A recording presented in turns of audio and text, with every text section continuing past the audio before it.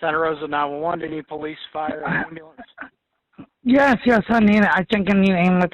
I just got bit by a bear. Florida's first black bear hunt in 10 years could happen in December. Regulators meeting this week, in fact, in Ocala to finalize the plan. Laurie Hood talked to a local advocate who is traveling there to make a last-ditch plea to stop the hunt.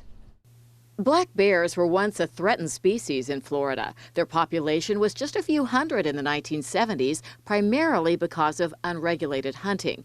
They were delisted in 2012, and by 2015, a hunt was allowed. Then it came to an abrupt end. In 2 days, nearly 300 bears were killed at that time, and they had to halt the hunt. And this included lactating females, cubs.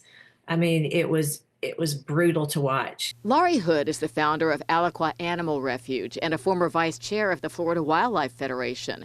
With the Florida Fish and Wildlife Conservation Commission now estimating the black bear population at 4,000 and able to withstand a regulated hunt, she fears another free-for-all that's less about conservation and more about killing. This is unethical. I mean, I can't imagine an ethical hunter thinking that it's okay to use a baiting station to bring these bears in. The proposed rules also allow what amounts to a hunting party and the use of dogs. Up to 9 guests to come and watch, one bear get shot where a dog's running up a tree. It's just unfathomable to me. And even the use of bow and arrows. So I can't imagine that death being kind. It's just a cruel way to die all the way around, and it shows such a lack of empathy for our wildlife. Supporters of a hunt say the population needs to be managed, especially with bear-human interactions increasing.